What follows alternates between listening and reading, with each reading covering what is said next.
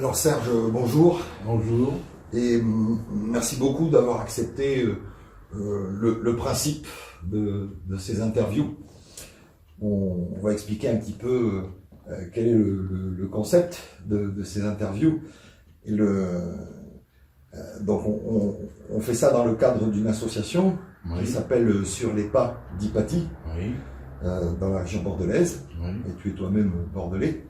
Ah non, moi je suis pas bordelais. Enfin, tu habites Bordeaux. Oui, j'habite Bordeaux, mais je suis de bien ailleurs. Hein. Oui, on va en parler. On va en parler de ton parcours parce qu'il est passionnant. Alors, le concept de l'émission, ça va suivre un petit peu les sujets qui sont abordés avec l'association Hypatie. Oui. On va dénommer un peu tous les sujets. Cette interview sera ensuite diffusée sur la chaîne de YouTube de l'association, qui s'appelle de mémoire Hypatie TV. Oui, c'est ça. Oui. Et puis ma foi, on va essayer de diviser un peu les sujets et de faire des choses un petit peu légères pour le téléspectateur qui ne dure pas 8 heures d'affilée, mais on va découper dans un format d'une 50aine de minutes chaque sujet abordé. Alors concernant les sujets, avant de parler de ta biographie, de toi, parce que cette première intervention, on va surtout parler de qui tu es et pourquoi j'ai voulu faire ce travail avec toi. D'accord. Donc les sujets que l'on va aborder ensemble, et surtout que tu vas nous présenter, par exemple, ça va être des sujets qui sont liés à tes livres. On va en parler en fin de session. Tes livres, à savoir par exemple, un des premiers sujets que l'on va aborder, c'est les prophéties. Alors les prophéties dans l'histoire, les prophéties d'hier et d'aujourd'hui, j'ai envie de dire, et puis aussi les prophéties à travers la planète. Donc ça, c'est un des premiers sujets. Ensuite, on va aborder les civilisations anciennes, les civilisations disparues. Tu m'avais dit une fois que tu aimais bien qu'on dise les humanités disparues. Ah oui, c'est pas pareil. Parce que quand on parle de la civilisation, des civilisations disparues, il y a l'ancienne Grèce, l'ancienne Égypte, etc. Mais par contre, ce qu'on a oublié et qu'on retrouve peu à peu depuis quelques années, ce sont les humanités disparues, c'est-à-dire la race des géants, qui a précédé toute la race des Homo sapiens, faut le savoir, ils avaient 3-4 mètres quand même. Et il y en a eu un paquet. Il y a aussi la Lémurie, dans le Pacifique, et d'autres continents qui se sont complètement, non pas évaporés, mais qui ont été engloutis. Bon, voilà, on en parlera. Dont l'Hyperborée, dans le nord aussi, c'est une civilisation. Ça. Et donc on parlera donc de ces civilisations disparues, ces humanités disparues. Le quatrième sujet que l'on abordera, et c'est un sujet qui me passionne, pour avoir un petit peu vécu des petites choses, et qui te passionne aussi, je sais, ce sont les ovnis. Oui, absolument. Notamment ce que tu appelles le phénomène ovni. Voilà, le phénomène ovni, oui, qui est un phénomène qui est apparu massivement dans les années 40, après fin de la Deuxième Guerre mondiale, mais quand on regarde les archives des temps passés, on s'aperçoit que ça existait depuis très longtemps. Oui. Et alors, le fait que ça ait pas apparu massivement, est-ce que c'est pas dû plutôt au fait que l'information a commencé à circuler beaucoup plus vite? Alors, c'est un des deux facteurs, mais aussi la technologie. Ah, et la technologie. Voilà. Oui. Tout ce qui est rétro-ingénierie, etc. Oui, enfin ça c'est le côté obscur. C'est le côté obscur. Mais déjà le fait qu'on ait créé l'aviation, les avions à réacteurs, les fusées, ce sont des éléments qui font, et surtout le phénomène, l'apparition dans l'humanité de la bombe atomique. Ah oui. Il y a deux phénomènes. Souvent. Il y a la science aérospatiale et le nucléaire. D'accord. Et ça, c'est très important parce que ce sont des éléments qui nous rapprochent d'une certaine manière de certaines autres civilisations extra-solaires avancées, mais on est encore dans les balbutiements. D'accord. Bon, ben, il me tente d'aborder ce sujet. Alors, parmi les autres sujets, on parlera, ça aussi, ça me tient à cœur, c'est Rennes-le-Château. Oui, Le mystère de Rennes-le-Château et de l'abbé Saunière. voilà, et de l'abbé Saunière, oui. C'est vraiment un sujet formidable. J'ai fait un très beau diaporama là-dessus. Mais malheureusement, ça n'intéresse pas beaucoup les gens parce qu'ils ne savent pas de quoi il s'agit au départ. Eh oui. J'essaie de les intéresser parce que c'est quand même un cas. En plus de ça, ça se passe dans une région qui est l'Aude, Oui. le nord de l'Aude, enfin le milieu de l'Aude. Et c'est un territoire qui est très vieux puisqu'on trouve des traces de dinosaures au même endroit. Ah oui. Ah oui, oui, oui. Et alors, le Rennes-le-Château est un problème parce que c'est à la fois un problème historique, un mystère historique. Il y a un problème avec les Habsbourg, avec les monarchies européennes, etc. Et il y a un problème peut-être avec d'autres choses. D'ailleurs, certains imaginent la main du diable sur Rennes-le-Château. Hein. Ah, carrément. Mais on y reviendra. Oui, oui, on y reviendra. Voilà. Et alors, juste Très une bon. petite aparté, ça n'a rien à voir avec Bugarache. Si, Ah. ça peut avoir, Ah. qui est juste en face. Ah, ben n'en dis pas plus. Alors, parmi les autres sujets que l'on va aborder, un sujet que j'aime beaucoup aussi, des questions que je me suis posées par rapport à ça, est-ce que ça pourrait pas être lié? Bon, j'en parle pas, mais les secrets et les mystères de l'eau. Oui, alors ça c'est beaucoup plus, disons, classique. Classique. Oui. Sauf que la plupart des reportages, j'en ai vu un il y a quelques jours, le samedi, tu sais, il y a toujours à la télévision, à 7h30, de 7h30 à 8h moins le quart, il y a une émission, le Dessous des cartes. Ah oui. Excellent. Ah, j'adore cette Malheureusement, émission. la personne qui avait créé ce Oui. documentaire est décédée il y a quelques disparu. années. Mais ça a été repris automatiquement et c'est excellent. Et ils ont parlé de l'eau justement la semaine dernière. Ah oui. Pas du tout dans l'optique que je fais moi d'habitude, c'est-à-dire ils ont gardé l'aspect géopolitique, économique, etc. Mais c'est intéressant. Hein. Oui. Alors moi j'aborde en plus de cet aspect, disons, classique, l'aspect ésotérique de l'eau. Oui. Parce que l'eau a des propriétés qui ne sont pas connues par la médecine. Oui, oui, oui. Alors, ésotérique ou pas, parce que de ce que je oui. sais, on a quand même des informations, de pas mal Oui, d'informations. on a des informations. Est-ce qu'on peut considérer que l'homéopathie, oui. par exemple, qui sont des Absolument. médicaments liés Oui. à l'eau, Oui. est-ce qu'on peut considérer que c'est de l'ésotérisme? C'est pas parce que ça n'est plus remboursé par la sécurité sociale, ça oui. c'est économique. Oui, alors en fait, il y a un lien que je fais dans mon diaporama, étroit justement, entre l'apparition et la découverte de l'homéopathie qui a été faite au XIXe siècle, hein, et l'eau. C'est-à-dire que l'eau a une mémoire. Et tout ce qu'a dit Benveniste en son temps, qui a été massacré par le corps médical. Benveniste, c'est l'inventeur de l'homéopathie, le Oui, découvreur. voilà, le redécouvreur. Le redécouvreur, d'accord. De l'homéopathie moderne, et il a utilisé le concept fondamental de la mémoire de l'eau. Or, l'eau a bien une mémoire, et on a fait des expériences extraordinaires là-dessus que je te montrerai plus tard. Oui, oui, oui, oui. Bon, super. Alors, autre sujet d'importance. Alors, peut-être qu'on intercalera les émissions par d'autres émissions, j'allais dire, sans sujet a priori. Peut-être des questions-réponses. Oui, oui. Moi, tu sais, à l'école, j'avais l'habitude de poser, quand le professeur disait qui c'est qui n'a pas compris, qui c'est qui a une question. Et souvent, moi, je posais une question, j'avais pas peur. Et puis finalement, tout le monde me remerciait. Oui. Parce que des choses auxquelles on pense pas tout de suite. Voilà.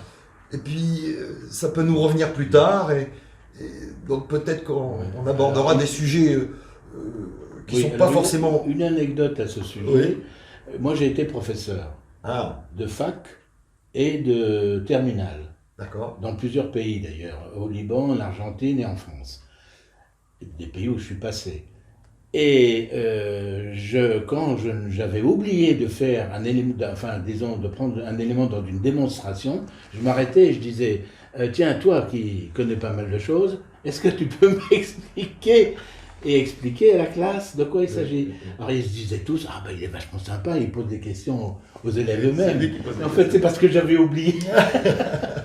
Et c'était mon truc. Ben, c'est une bonne pédagogie, parce que on dit souvent que pour savoir si on a bien compris, Oui.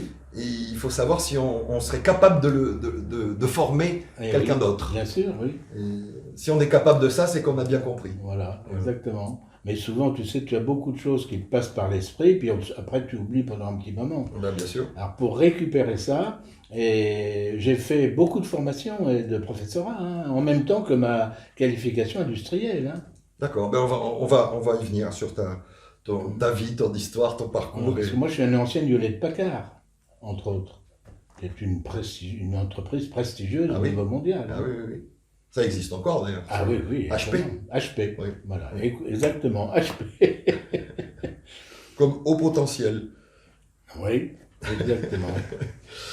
Et on abordera sans doute en fin de cursus un sujet qui est un petit peu particulier. Parce que quand on le connaît bien, on n'en parle pas. Et quand on ne le connaît pas, on en parle beaucoup. J'ai envie de dire. Oui. C'est le sujet de la maçonnerie. Ah, oui. Qu'est-ce que la maçonnerie? Ouais. Voilà, bon, la grosse question, ça sera ça. Qu'est-ce que la maçonnerie? Qui sont ces gens?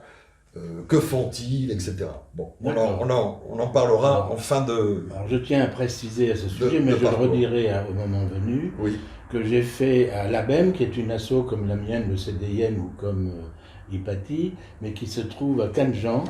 J'ai fait une présentation pour la première fois d'un comparatif entre les trois,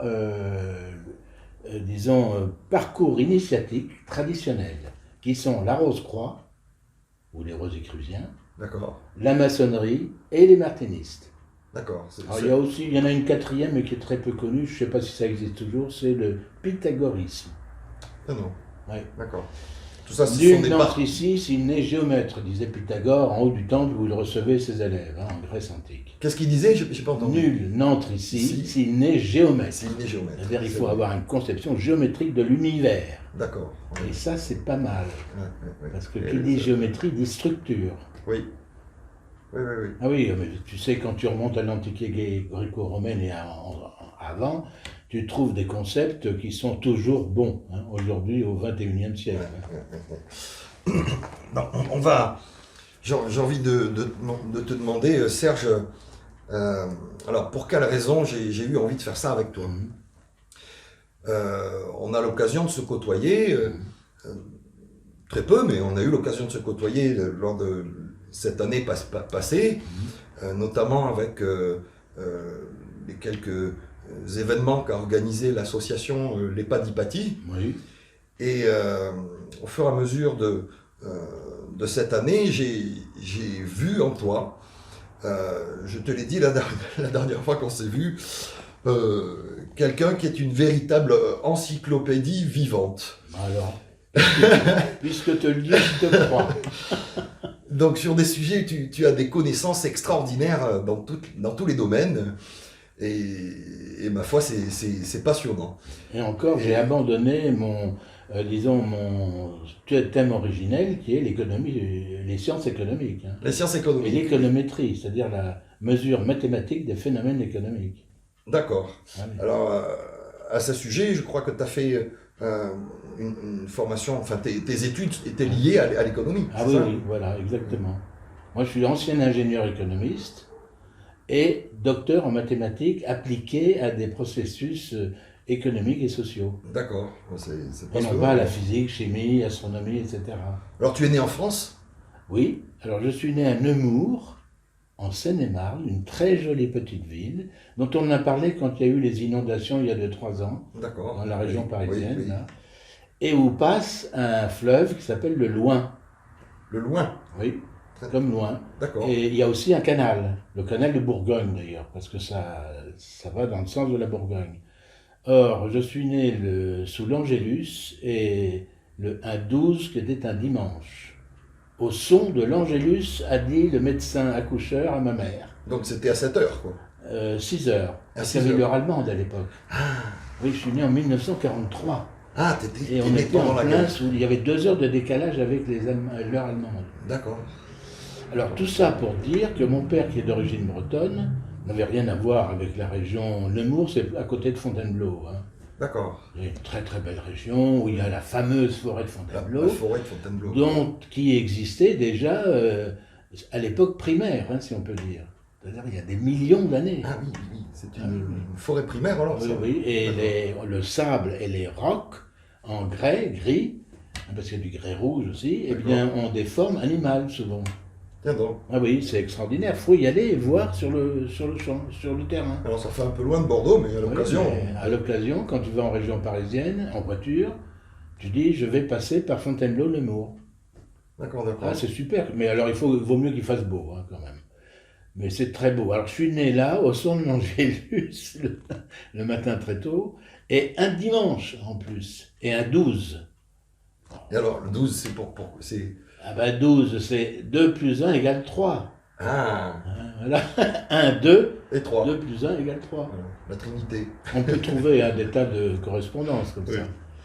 Mais un phénomène que je te dis, parce que personne n'est au courant, c'est que quand je suis né, mon père a demandé au prêtre si on pouvait me baptiser avec 6 prénoms. Ah, dis Alors donc. il a eu l'air très étonné, il a dit, bah écoutez, si vous voulez, oui. Alors dans l'ordre de ces 6 prénoms, il y a Serge, François, René, Vladimir, Joël, Gildas, Tiens donc. dont 2 prénoms russes, parce que mon père adorait tout ce qui était langue russe. Vladimir et Gildas. Voilà, non, Vladimir et Serge, François, René, Vladimir, Joël, Gildas. Oui, c'est Vladimir surtout. Alors, on m'a dit un jour, c'est un voyant qui m'a dit ça, qui était en même temps moine d'ailleurs. Il m'a dit, vous savez ce que ça veut dire? Non, je lui dis, c'est pas. Eh bien, c'est tout simplement que vous avez 6 ouvertures dans des domaines différents. Parce que le nom que vous portez vous propulse dans un secteur, disons, de la connaissance en général, et comme vous avez 6 prénoms, eh bien, ça vous fait 6 propulsions, non pas, ça peut être simultané d'ailleurs, c'est pour ça que vous aimez faire des ponts entre les différents domaines, et c'est rare d'avoir 6 prénoms. Ah oui, oui, c'est rare, c'est rare. Hein. Alors voilà, vous le savez tous maintenant. Bon, bah super. Alors, les 6 prénoms, donc, moi j'en ai jamais, généralement c'est 3 maximum, ou 4 Oui, 3, 4. maximum. Maxi. Ouais. Oui, oui. Alors que mon père s'appelait d'un seul prénom qui est Robert et qui n'aimait pas ce prénom. Ah. Et oui, parce que les prénoms, souvent, on donne les prénoms du père, du grand-père, Voilà. ou de l'oncle. Exactement. Ouais. Alors il se trouve que c'est comme ça, et en fait, lui qui est d'origine bretonne, alors c'est un crack en tout, hein. Mon père était quelqu'un d'extraordinaire sur le plan intellectuel et rationnel, pas rationaliste, hein, Oui, oui, rationnel. C'est-à-dire qu'il a été brillant dans toutes ses études du début à la fin, de la primaire au doctorat de droit qu'il a passé plusieurs années après. Parce qu'il était à la fois docteur en droit, juriste, HEC, hautes études commerciales, Oui. lauréat, hein, parce qu'ils ont un concours. Hein. Oui, oui, oui. Et puis ensuite, presque agrégé d'anglais. Hein. On était né dans une famille de savoir. Oui, et ma mère, elle, était infirmière diplômée d'État et assistante sociale diplômée d'État. Donc en fait, mes 2 parents étaient bien pourvus de diplômes. Oui, oui, oui. Et alors, tu as eu des frères et des sœurs? Alors j'ai un frère qui est un frère cadet, qui lui s'est jamais intéressé à tout ce qui concerne l'intellectuel, en gros, quoi. Lui, c'était le business. Mais tout petit déjà. Il demandait combien ça coûtait, combien, etc. Alors c'était rigolo parce qu'on se demandait d'où il sortait ça. Bon. Et il a été aux États-Unis, il est là-bas depuis 35 ans maintenant. Et il a très bien réussi. Il a monté une entreprise qu'il vient de vendre pour prendre sa retraite. Ah ben, il a bien raison. Ouais. Il était près des lacs. Il était à Détroit. D'accord. Alors, tu grandis dans cette famille en région parisienne? Alors au début, on était à Paris, hein, dans le 6e, je pense, oui. Et puis ensuite, eh ben, mon père, parce qu'il voulait rentrer dans le consulat, et on lui dit non, surtout faites pas ça. Oui, parce qu'il croyait faire plaisir à sa femme, c'est-à-dire à ma mère. Et on lui a dit prenez la voie commerciale, c'est la voie royale dans les corps diplomatiques. Et c'est ce qu'il a fait. Il est devenu attaché commercial. Alors, il dépendait donc en fait, de deux, comment on appelle ça, de deux ministères. Le ministère des Affaires étrangères, pour désigner l'endroit où il allait aller, et toutes les formalités concernées, et le ministère de l'économie et des finances. Ce qui veut dire qu'il a eu Giscard comme patron, il a eu l'ancien maire de Bordeaux comme patron par ailleurs, etc. Donc, C'était Alain Juppé ou Juppé. Jacques Chaban-Delmas? Non, Alain Juppé. Alain Juppé. Ouais. Alors c'est marrant parce qu'en fait on se connaissait tous plus ou moins. Hein. Ouais. Et quand on était à l'étranger, on recevait souvent soit un journaliste comme Jean-François Kahn, que tu connais peut-être Ah bien, oui. qui est très sympa d'ailleurs.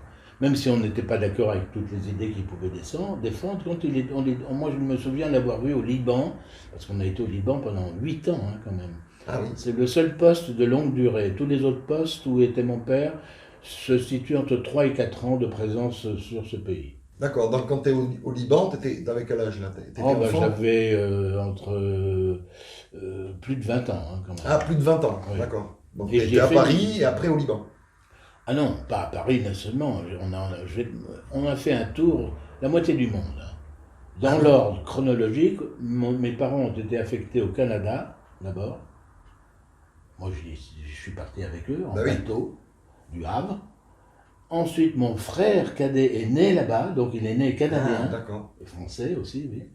Ensuite, on a été en Finlande, en Yougoslavie, à Belgrade, sous le régime Tito. Ça s'appelait encore la Yougoslavie. Voilà, ça s'appelait la Yougoslavie, hein. Il y avait la Serbie, la Slovénie, la Bosnie-Herzégovine, le Monténégro, et tout ça, c'était la Yougoslavie.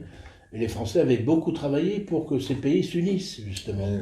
Et malheureusement, les Américains et d'autres, et les Anglo-Saxons en général, sont venus casser la baraque. À chaque fois que les Français sont quelque part, ils viennent casser la baraque. Ça a commencé avec les Anglais au Canada, parce que nous sommes les premiers Européens à avoir été au Canada, dans l'ère moderne, hein, je veux dire. Oui. Il y a eu des Vikings qui sont allés il y a 1000 ans, hein, plus que ça même.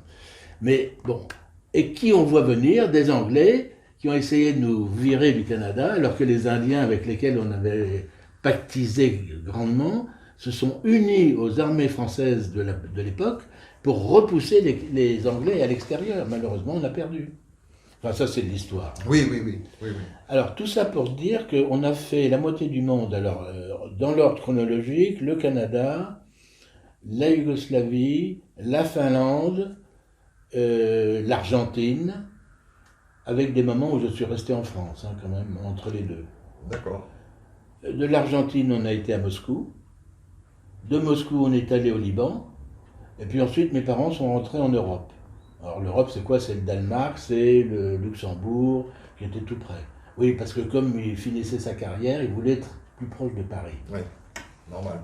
T'es un enfant du monde. Alors je suis un enfant du monde, si on peut dire, mais disons que j'ai passé mon enfance et ma jeunesse à voyager. C'est formidable, ça. Et oui, mais ça avait un inconvénient, c'est que ça m'a beaucoup déstabilisé sur le plan scolaire.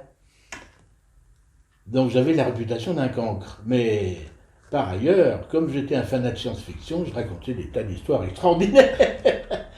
Et je suis même devenu prof moi-même.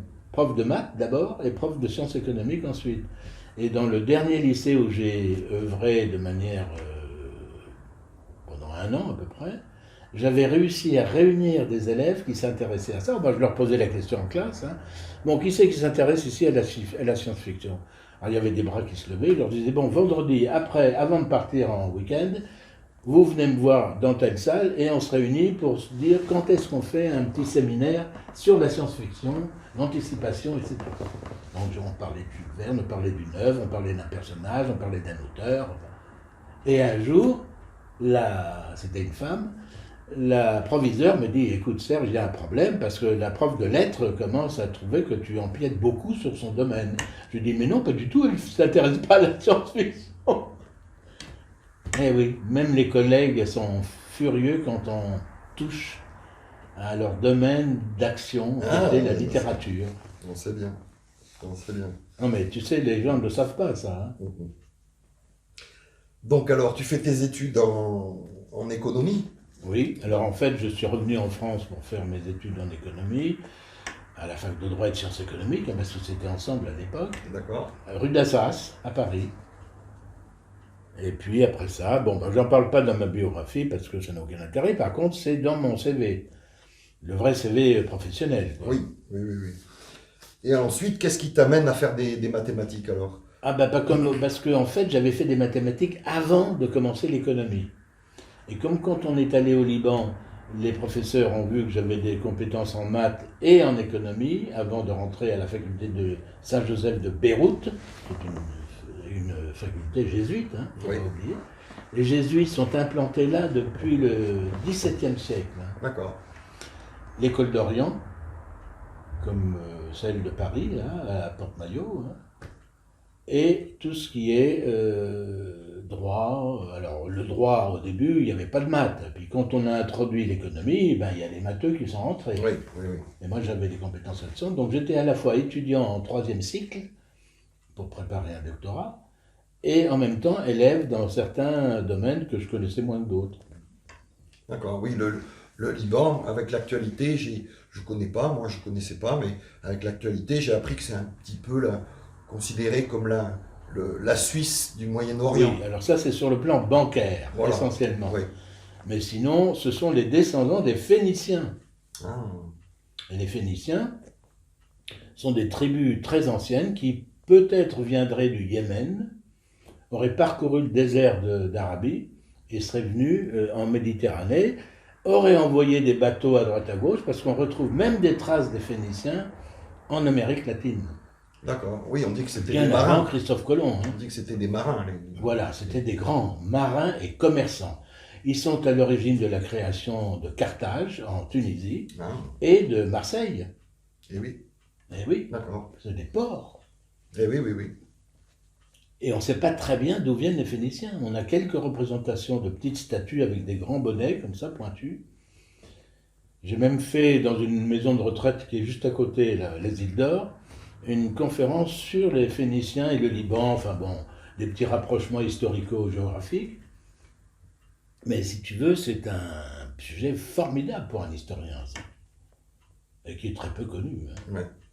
C'est un peu comme Sumer, qui est très peu connu, hein. Et oui, finalement. J'ai une amie qui était archéologue, elle m'a dit, mais dans les couloirs du musée du Louvre, en sous-sol, il y a des quantités de cartons et de caisses en bois remplies d'artefacts qui viennent de Sumer, qui n'ont même pas été ouverts depuis 10 ans. À l'époque, ça fait 10 ans Ah déjà. oui. Maintenant, ça fait 20. Ouais. Donc il y a des tas de choses qu'on ne connaît pas. Alors, est-ce que c'est une volonté pour cacher certaines choses, ça? Alors oui, mais on en reparlera une autre fois. On en Parce que reparlera là, peut-être. moi j'ai des exemples précis à ce sujet. Lorsque Ah oui. la guerre parce qu'il y a eu une guerre avec l'Iran et l'Irak en 88, Oui. il y a eu 1 million de morts, hein, des deux côtés. Et puis ensuite, il y a eu les deux guerres avec les Américains. La guerre du Golfe. Ouais. La guerre du Golfe en 91, motif parce qu'il y avait de Koweït que l'Irak voulait bouffer, Ouais.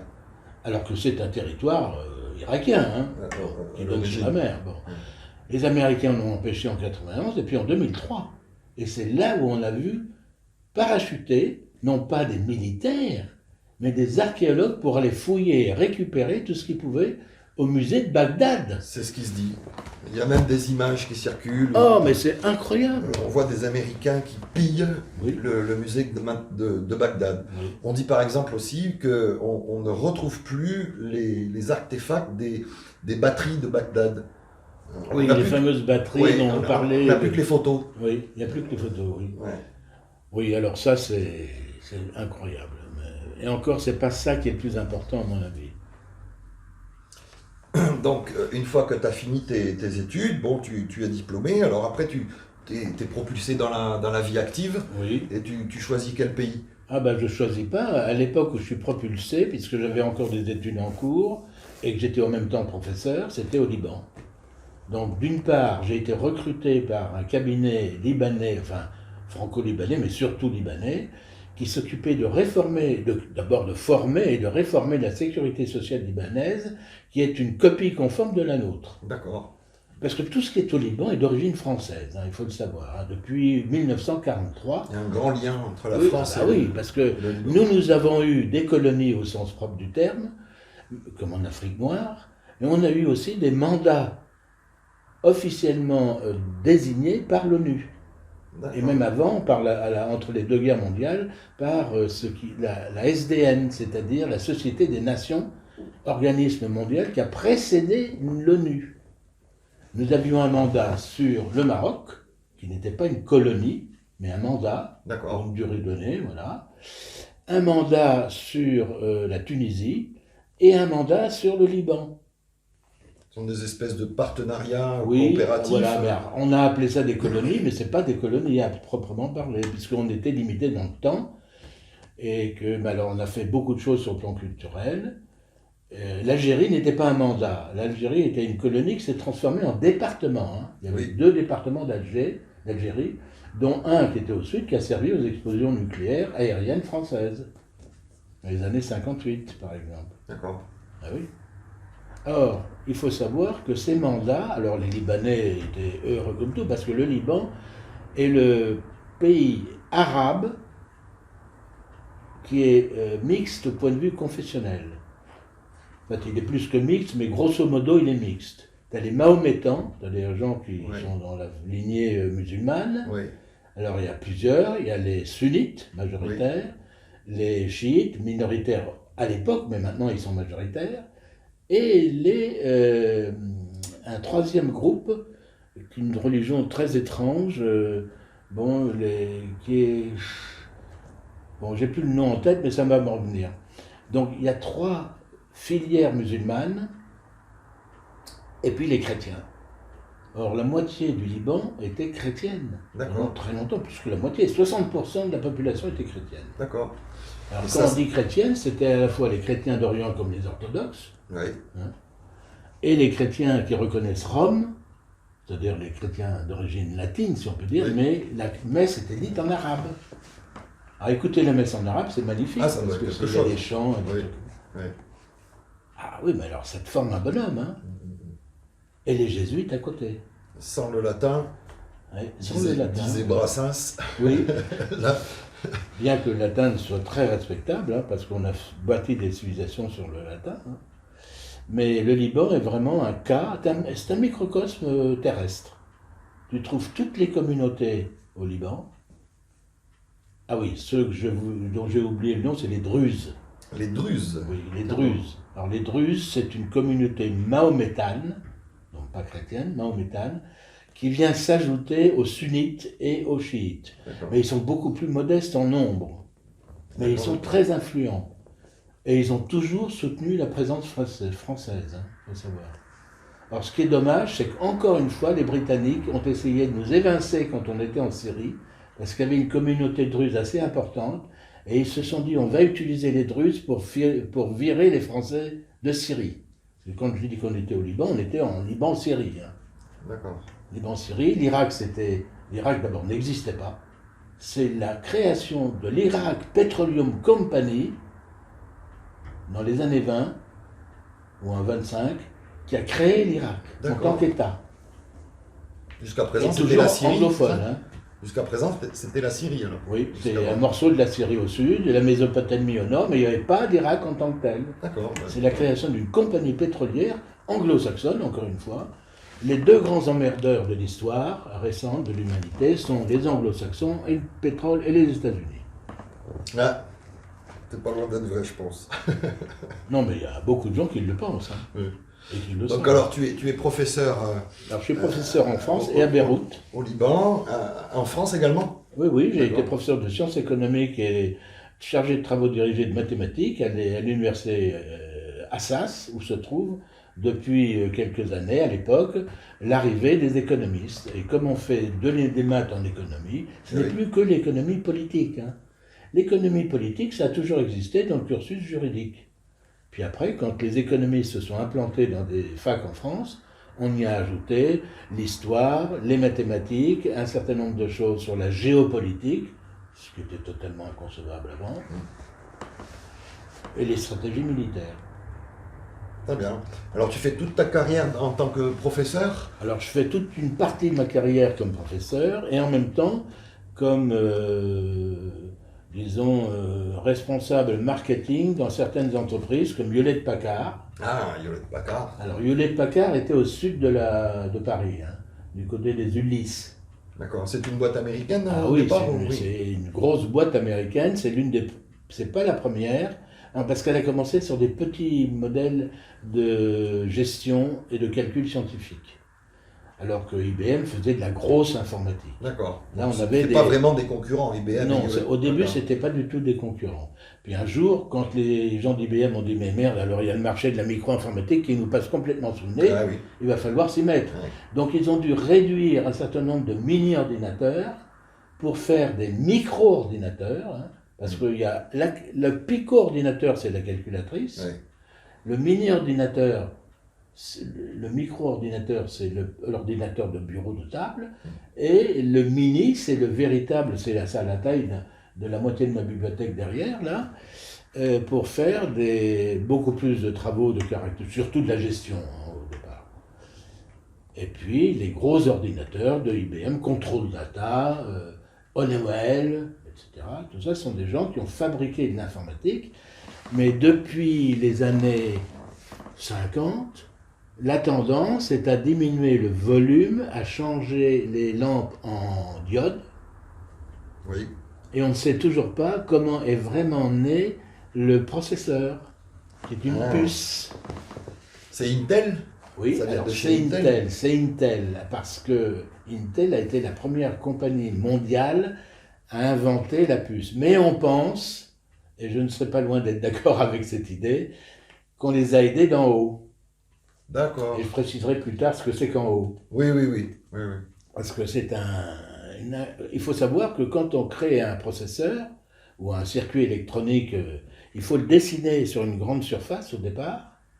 Ensuite, tu sais, c'est des petits trucs de plomb Oui. qui coulent le long des circuits. Oui, oui, oui. La plaque. Sur les cartes, cartes, on appelle ça voilà. les cartes. Eh bien, on réduit tout ça et on fait intervenir la photogravure. Ah, oui. Mais maintenant, cette technique est terminée parce qu'on a des instruments bien plus sophistiqués pour aller chercher directement. Alors, on utilise des minéraux, on utilise des corps organiques mais non vivants. Le plastique, par exemple, le plastique, c'est un corps organique et non pas minéral, mais il n'est pas vivant. Oui, ben oui, parce qu'il vient du Mais pétrole. il est organique, Au il départ, vient du pétrole. Il vient du pétrole. Tout ce qu'on utilise en plastique, c'est du pétrole, hein, Ouais. transformé, tout. Ouais, ouais. La grande domination depuis les années 30, c'est le pétrole sur le monde. Et Dieu sait si les hitlériens, je ne dis pas les nazis, les hitlériens surtout, avaient une vue sur Bakou, hein, pendant la dernière guerre mondiale. Ils ont échoué parce que les soviétiques étaient bien plus puissants pour anéantir les armées hitlériennes, les nazis. Ah oui, oui. Bakou, c'était en URSS. Oui, c'est ça, t'es au sud. Oui, oui, oui. Bon, enfin, passons là-dessus. Donc, je suis un ancien Hewlett-Packard. Voilà. J'ai vécu 4 ans chez eux. Je dois avouer que ça m'a fasciné, parce que la société Hewlett-Packard n'est pas seulement une entreprise industrielle et commerciale, c'est aussi une philosophie du comportement commercial. Extraordinaire. Alors, il faut savoir que, comme d'autres, ils avaient d'une part des clients finaux, c'est-à-dire les grandes entreprises, Oui. ou les petites et moyennes, et les réseaux de distribution. Parce que n'oublions pas que Hewlett-Packard a été non pas le premier, c'est Rockwell le premier, et Casio le deuxième, et Hewlett-Packard le troisième. Ils avaient créé les premières calculatrices de poche, dont la taille était grande comme ma main au départ. Oui, oui, oui. Et ces calculatrices de poche, moi, comme ingénieur, quand j'ai vu la première, je me suis dit, mais c'est fabuleux. On n'a plus besoin des tables, des règles, etc. Oui. Et ça a été une révolution intérieure. Je me servis du On s'en souvient plus, mais... Ah oui, oui, oui, mais c'est extraordinaire. Maintenant, on a des tablettes, on a des smartphones et tout ça. Le smartphone est un véritable ordinateur de poche, hein. Multicritères. Ah en oui, plus. oui, ça c'est sûr. À la fois pour le visuel, l'audio, la transmission, etc. Ça c'est sûr. On peut dire que tout ce secteur-là, voilà, la courbe exponentielle est bien connue, hein, en mathématiques, et que ça a évolué à une vitesse faramineuse. Ouais. Une simple clé USB de la taille de mon pouce est plus puissante qu'un ordinateur de 3 salles il y a 40 ans. Et il n'y a que 40 ans. Il n'y a que 40 ans. Oui, mais avant, ça n'existe pas du tout. Oui, ça n'existait pas du tout, mais je veux dire, ça a été très vite. Ah oui, bon, On peut dire que ça a été très vite, oui. On C'est- a à la fois réduit les tailles. La taille des matériaux Oui, on a et des complètement appareils, changé les matériaux. et multiplier la vitesse de On a transmission de multiplié l'information. la vitesse, la capacité et la possibilité d'étendre avec des petites clés USB, des cartes à introduire, etc. Ouais. C'est complètement dingue. C'est le mot qui convient, c'est dingue. Ouais. Aucun secteur de l'activité humaine n'a connu dans l'histoire des 2 derniers millénaires une telle croissance. Aucun. Une telle révolution Une telle révolution. économique. Ah, pas seulement économique, Pas culturelle. seulement économique, culturelle. D'abord également. culturelle. Un Peut-être ingénieur que- qui passait son temps sur les trucs, poubelle tout ça. Alors moi je les ai toutes gardées, hein. Mais quand même. Peut-être qu'on va trop vite. Alors on va certainement trop vite par rapport aux mœurs. Oui, ça c'est vrai. Et ça c'est la catastrophe qui va nous faire tomber. Comme tu dois le savoir, toute civilisation dont les mœurs commencent à se dégrader, c'est un symptôme de la disparition prochaine de la civilisation en question. On l'a vu en Grèce, à Rome, etc. Et ça commence par les mœurs relationnelles et sexuelles. Quand il y a une certaine retenue, mais je dirais même un certain puritanisme dans la société, on peut dire que c'est bon parce que ça se stabilise. Mais à partir du moment où il y a des intrusions d'autres facteurs, comme le sexe, la prétention, de l'argent, les gens qui ont de l'argent et qui se prennent pour Dieu, etc. Alors quand il y en a un ou deux, c'est pas grave. Quand il y en a des dizaines et des centaines, car c'est le cas aujourd'hui, Eh oui. il faut savoir que le patron de Microsoft est un type qui compte sa fortune en milliards de dollars. Ouais. 100 C'est fou. milliards de dollars. C'est fou. Oui, c'est fou. Alors, quand on dit fortune, c'est sa Moi, fortune. j'aime à rappeler, quand on parle de milliards, j'aime à rappeler aux gens, et souvent, j'ai le regard avec cette petite réflexion, des gens qui se disent « Ah mais oui, c'est vrai, il faut rappeler que 1 milliard, c'est 1000 millions. Oui, ben oui, c'est 1000 millions, exactement. Or, on a connu, ce qu'on a connu dans l'Antiquité et qu'on reconnaît aujourd'hui, est multiplié par 100 000. Les travers, je veux dire. Et par contre, on a complètement perdu, à cause de l'urbanisation massive, la beauté des édifices qui existaient dans l'Antiquité et qui étaient basés sur une architecture que les spécialistes appellent la géométrie sacrée. Oui. Alors tout ce qui est... C'était codifié, quoi. Oui, alors plus que codifié. Il y a un rapport entre les énergies d'un temple comme le Parthénon en Égypte, en Grèce, et l'environnement cosmique et tellurique. D'accord. Et ça, on ne sait pas faire aujourd'hui. Et dans les reportages sur les bâtisseurs de l'Ancien Monde que tu as dû voir, Oui. eh bien, on le voit très nettement. Tous ces bâtiments qui ont été créés avec des énormes rocs et pierres qui s'enlacent les uns dans les autres, d'abord c'était pour être antisismique, Oui. et on commence à le comprendre seulement maintenant, mais on ne sait toujours pas qui a bâti ça et quand. Ouais. C'est vrai. Ça reste toujours un mystère, ça. Alors ça fait partie des questions concernant les civilisations disparues qu'on Tout à évoquait fait. tout à l'heure. Tout à fait. Malheureusement, nous sommes dans une période décadente, et ça, les communistes, et notamment soviétiques, en traitant la bourgeoisie occidentale, le capitalisme décadent, n'avaient pas tellement tort. Hein. Alors pour en revenir à ton parcours de vie,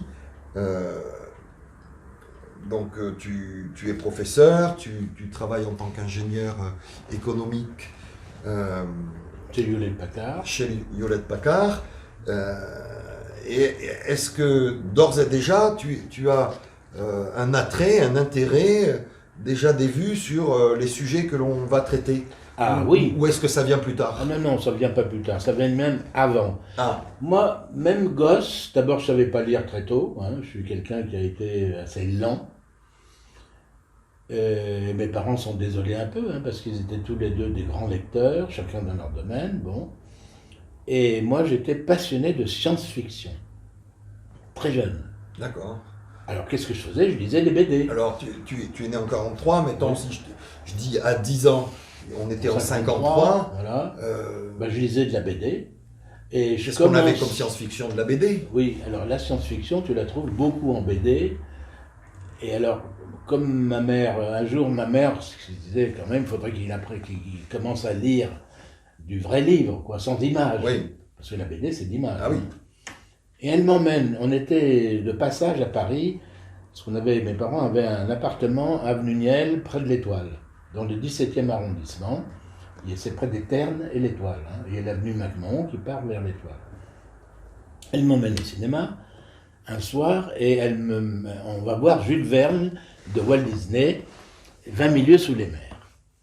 Ah, Formidable. on sort de ce cinéma et je dis, maman, mais où est-ce qu'on est là? Alors, c'est ça que je veux faire. Oui. Ah bah oui, si j'avais pu, c'est ça que j'aurais fait. Je lui ai pas dit, mais je lui dis, est-ce que tu pourrais m'acheter les livres de la collection verte où on trouve 20 milieux sous les mers de Jules Verne? Elle était ravie. Elle se dit, oh chouette alors. Enfin. Enfin. Et c'est comme ça que j'ai commencé à lire dans le texte sans images.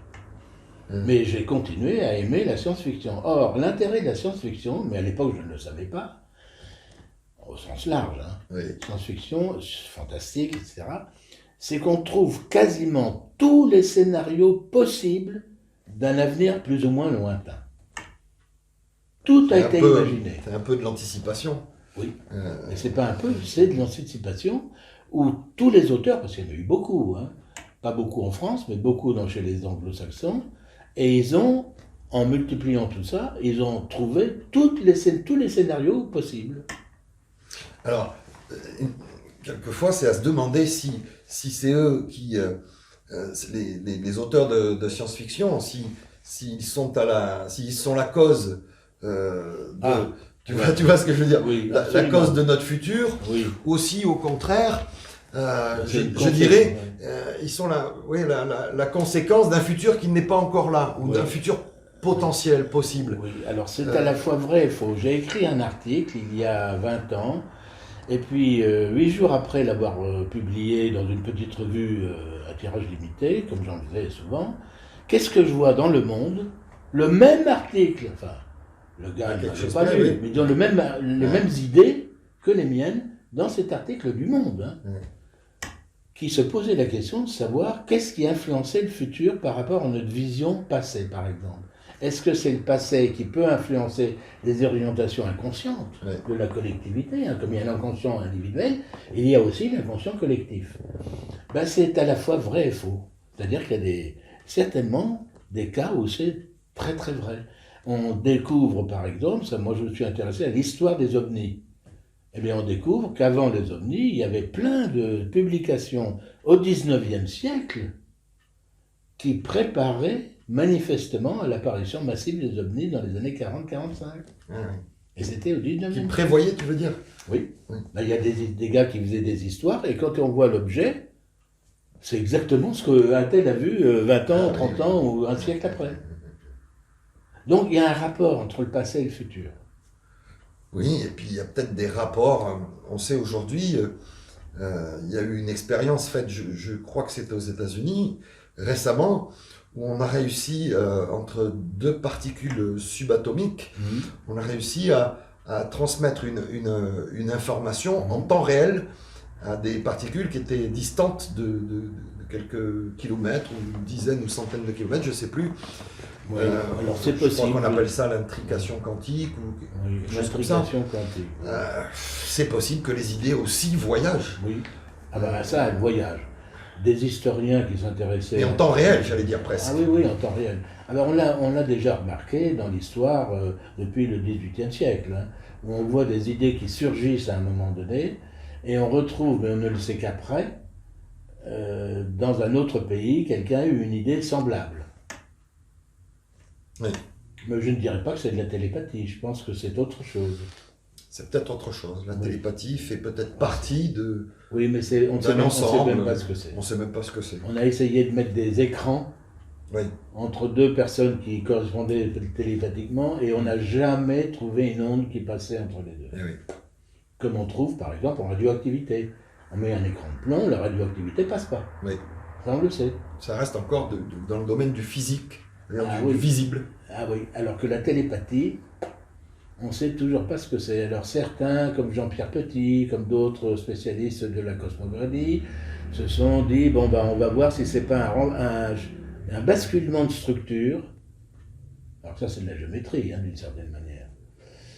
Mais le grand philosophe grec Platon disait « le monde est géométrique ».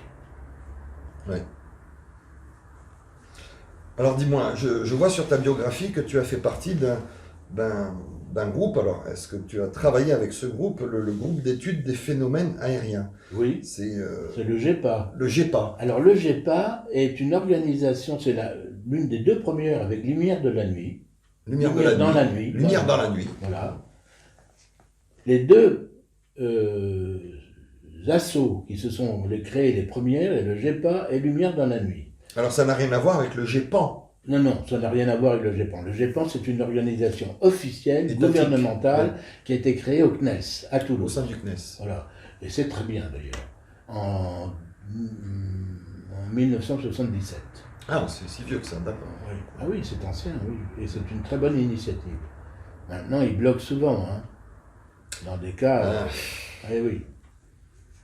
Donc j'ai fait Bonne partie. marge de manœuvre. Oui, j'ai fait partie du GEPA, parce qu'il s'intéressait beaucoup. D'abord, je m'intéressais beaucoup aux ovnis, et je m'y intéresse toujours. Mais disons qu'on avait travaillé ensemble sur des projets d'enquête. Et comme je suis mathématicien et statisticien en économie, on fait beaucoup de statistiques et des méthodologies, hein, et des types de calculs qui sont particuliers. Oui. Quand tu as des points répartis le long d'une ligne, tu ajustes ça à une droite. Oui. Donc tu as une équation. Oui. Et la droite, si les points sont très proches de la droite, tu peux considérer que ton équation de la droite est représentative du phénomène. C'est vrai aussi pour des courbes dont on a la formule mathématique, hein, Oui. exponentielle, un logarithmique, tout est... La position des points par rapport à la courbe définit la distance moyenne qu'il y a entre la courbe et les observations réelles. C'est pour ça que le modèle mathématique est toujours très intéressant. Et alors, tu as connu, donc c'est peut-être au sein du GEPA Oui, ou ailleurs, c'est là où j'ai connu Madame Foiret, entre autres. Madame Foiret. Et Monsieur Foiret, avant ça, je vois également Jean-Pierre Petit, Ah non, je l'ai connu bien bien après. Tu l'as connu après. Oui. D'accord. Et Mais à l'époque, il ne s'intéressait pas à ce problème ovni. ah, très bien. D'accord. C'est après. D'accord. Alors il s'est intéressé de manière très dense, hein, très importante, puisqu'il a écrit 4 bouquins que j'ai là-haut, plus 2 bandes dessinées, parce que c'est un pédagogue aussi, Oui. où il explique comment on peut comprendre tel ou tel phénomène. Alors il fait des graphiques extraordinaires, très très bien, vraiment, type remarquable. J'ai été en relation avec lui, mais on ne s'est jamais rencontré physiquement. Et donc je vois également que tu as été conseiller scientifique de l'IMI, Oui. l'Institut Métapsychique International à Paris. Alors l'Institut Alors, qu'est-ce que c'est que Métapsychique, cette- alors cette- c'est IMI, donc, Oui. c'est l'un des 3 organismes français de parapsychologie, D'accord. qui est né dans les années 20, hein, quand même. Ah oui, quand Ah même. ben oui, c'est très ancien, et qui se trouvait place Wagram à Paris. Moi j'habitais avenue des Ternes quand je revenais en France, et qui est à 5 minutes de la place Wagram. Hein. Enfin, disons un quart d'heure, quoi. Tout près de l'Étoile, hein, tout ça. D'accord. Et alors qu'est-ce que tu y faisais là? Ben, j'y faisais que je venais pour faire des réunions comme conseiller scientifique, puisque j'étais mathématicien et ingénieur économiste. On m'a dit, mais qu'est-ce que vous pensez de la manière dont il faut interpréter ceci ou cela? Et Essayer c'est pour ça d'apporter que- une caution un peu scientifique. Oui, voilà, déjà. Alors, non, pas seulement une caution, mais une explication Une explication. de ce que l'on étudie. Hein. Les phénomènes parapsychologiques au sens classique, le paranormal, c'était essentiellement des phénomènes de voyance, des phénomènes de poltergeist, des phénomènes comme ça. Ah oui. Et ensuite, tu viens sur Bordeaux. Oui, alors ça c'est beaucoup plus tardif, Oui. parce que comme j'avais une marraine à Bordeaux, je venais régulièrement, à chaque fois que j'étais en France, je faisais un petit tour vers Bordeaux, rue du Taillan à Bordeaux, où ma marraine habitait. Et donc comme ils s'entendaient très bien avec mes parents, elle et son mari, eh bien on venait les voir de temps en temps. Ils nous emmenaient à Carcan par exemple, où ils avaient une petite résidence. Mais je suis venu m'installer à Bordeaux qu'en 1995. Pourquoi ? Parce que j'habitais Saint-Cloud à l'époque. Saint-Cloud, c'est en dehors de Paris, c'est du côté Paris-Ouest, et c'est en hauteur, hein, les collines de Saint-Cloud. Oui. T'as Boulogne-Billancourt, la Seine et Saint-Cloud au-dessus. Et on avait un problème, c'est que tout devenait très cher. Ah. Et on était locataire. Tout augmentait, Ça mais commençait tout, déjà. la nourriture, le pétrole, la location, enfin le loyer, tout ça. Donc on a dit avec ma femme, il faut qu'on change de coin. Alors elle voulait aller dans le sud-est, parce que c'est beaucoup plus beau, etc. Et puis, Plus beau que Bordeaux. non, mais enfin, la Riviera. Je plaisante, moi je suis un petit peu... Mais de toute façon, on a dit non, on ne va pas dans le sud-est parce que c'est très cher aussi. Et on va aller, d'où tu viens, toi? Tu es bordelaise, elle est bordelaise, ma femme. Ah. Oui, elle est née en 1950 à Bordeaux. Eh bien, on est venu à Bordeaux, où on avait une attache, puisque ses parents habitaient au Bouscat, là, à côté. Et puis un jour, on s'est dit, bon, alors où est-ce qu'on va chercher un habitat, enfin un appartement? Pensez pas maison, pensez appartement. Alors j'ai pris le plan, j'ai pris le pendule, et je passais au-dessus. Je disais, bon, virez ça, virez ça, virez ça. Des zones, il est resté une zone, là où on est. On a pris la voiture, on est passé dans différentes rues, et arrivé ici, il y avait une grande pancarte, 5-6 pièces à louer. Alors je me suis dit, ah oui, mais c'est peut-être à vendre dans quelques années. On s'est arrêté, on a pris les coordonnées, on a appelé l'agence immobilière, et on nous a expliqué ce qui était à proposer, etc. On a visité, on sait exactement ce qu'il nous faut, on loue. Et j'ai loué pendant 6 mois, pas plus. Et au bout de 6 mois, la propriétaire qui divorçait de son mari a eu du divorce de l'appartement, elle m'a dit, ben voilà, je voudrais le vendre. Et c'est comme ça que j'ai acheté cet appartement en 98. Grâce au pendule. Oui, grâce au pendule. Ah, tu fais aussi de la radiesthésie. Oui, j'en ai fait un petit peu. Oh ben, on a vu des choses étonnantes. Hein. Mon grand-père, qui était chasseur, connaissait des pendulistes qui cherchaient sur un plan, dans les campagnes et dans les forêts, où étaient les animaux. Ah, tiens, bon. Et ils avaient des correspondants qui leur disaient après, mais dites donc, on a vu les animaux fuir vers telle direction. Ah ben oui, évidemment, je les suivais au pendule. Parce qu'ils le sentent, les animaux. Ils sentent qu'on les cherche. Ça, c'est extraordinaire. Ah bah oui, parce que c'est ondulatoire. Hein. Et alors, sur Bordeaux, une fois que tu as atterri sur Bordeaux, quelle est ta profession à ce moment-là? Alors, à ce moment-là, eh bien, je dois dire que je n'avais pas de profession particulière. Donc, j'ai cherché, la première chose que je savais bien faire tout de suite, c'était l'enseignement. Ouais. Donc, j'ai été enseignant dans plusieurs écoles privées. Et alors, j'ai voulu rentrer dans une fac, seulement malheureusement, c'était très compliqué. Puis j'avais déjà avancé en âge. Alors j'ai renoncé et je me suis mis à mon compte, si on peut dire, pour des prestations de type consultant. D'accord. Bon, en économie ou en finance? Oui, alors, finance, non, je ne suis pas assez doué et j'aime pas la finance. D'accord. Mais surtout en organisation. Ah oui. Ben oui, parce que les gens sont souvent très mal organisés. Ils perdent de l'argent, du temps et du personnel. Et du moral. Et puis, ma mère, à un moment, m'a dit, si tu veux acheter une entreprise, j'ai 400 000 euros ou 400 000 francs à te proposer. Et j'en ai profité parce que j'ai fait toute ma vie, j'ai fait de la peinture. Comme mon père. Alors mon père, il avait... Tu veux dire de la peinture artistique? Oui, la peinture artistique. Oui, parce que ce qui est rigolo, c'est que mon père avait des tas de dons. Le don des langues, parce qu'il faut avoir l'oreille pour le don des langues. Le don, c'est un juriste anglophone et tout. Alors, et lui, il avait le don de la peinture, le don de l'ouïe. Enfin, il avait tous les dons. Sauf le sport. Alors que moi, j'étais un sportif. D'accord. Je faisais de la course, je faisais du cheval, je faisais de l'escrime, des choses comme ça. Mais quand je suis né, moi j'ai pris un certain nombre de choses, tout ce qui a rapport à la vision, et il a donné à mon frère tout ce qui a rapport à l'audition. D'accord. C'est amusant, hein. Oui, parce que je ne suis pas du tout musicien ni mélomane. Enfin, j'aime bien la belle musique, si tu veux, mais ce n'est pas mon fort, quoi, en quelque sorte. Je suis un amateur, pas un créateur. Très bien. Mais c'est vrai que tu as beaucoup de dons, Serge. Alors, donc, sur Bordeaux, tu es professeur dans certaines écoles et privées. J'achète, finalement, rue Victor Hugo, cours Victor Hugo, Cours Victor à Hugo, Bordeaux, dans le je connais centre. bien. Oui. J'achète une boutique qui faisait, parce que j'en étais le client déjà, depuis longtemps, je passais, hop, je leur donnais un tableau disons, à plastifier en surface Ah oui. et à encadrer. Et puis un jour, ils me voient arriver pour la 3e ou 4e fois, en vacances, hein. Je venais en vacances, quoi. Et je leur dis, vous m'aviez dit il y a quelques années que vous étiez intéressé par vendre votre entreprise. Je dis, ben j'achète. Alors on a négocié l'achat, ce qui fait que pendant 2 ou 3 ans, j'ai été propriétaire et gérant d'une boutique sur rue avec un espace arrière très important qui faisait tout ce qui est encadrement, papeterie, plastification, mais surtout de la plastification de documents, de 2D, hein, bien sûr, pour ne pas plastifier 3D. Oui, hein. oui, à l'époque.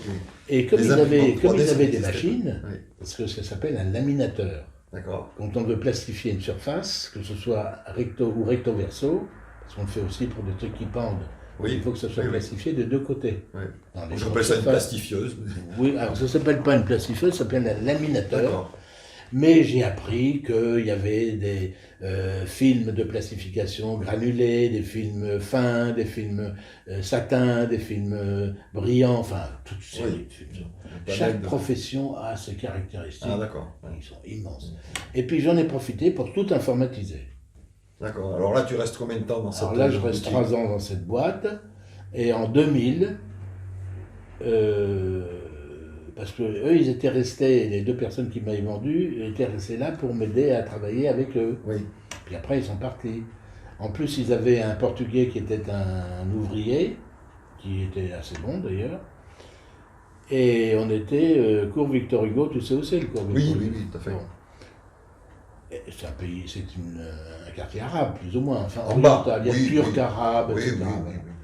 Et au bout d'un certain temps, finalement, en 2000, j'ai vendu l'entreprise pour me reconditionner me refixer plutôt sur l'enseignement dans des institutions privées. D'accord. Voilà.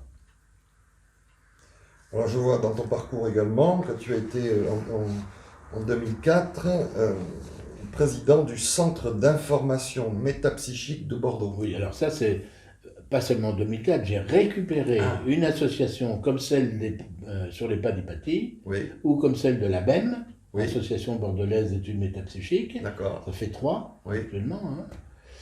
Elle existe toujours et elle est très peu active parce que pendant des années, cette association recevait des intervenants. Et on allait au Grand Parc. Je ne sais pas si tu sais Ah où oui, c'est. oui, oui, Alors au Grand Parc, il y a des tas de salles de la mairie de quartier. Et là... Il y a des grands bâtiments aussi, c'est là où il y a des grands bâtiments. un oui, peu. voilà, mais c'est pas dans ces bâtiments-là. D'accord. C'est dans les bâtiments qui sont collés à la poste. Oui, je vois. Il y a la poste qui Je vois fait bien. un rectangle, comme Oui. ça, enfin un L, et une partie, c'est la poste, et l'autre partie, ce sont toutes ces salles de conférence. D'accord. Et à l'époque, elles n'étaient pas très bien équipées, mais je m'en contentais. Alors je faisais venir des intervenants sur tous ces sujets-là. Hein.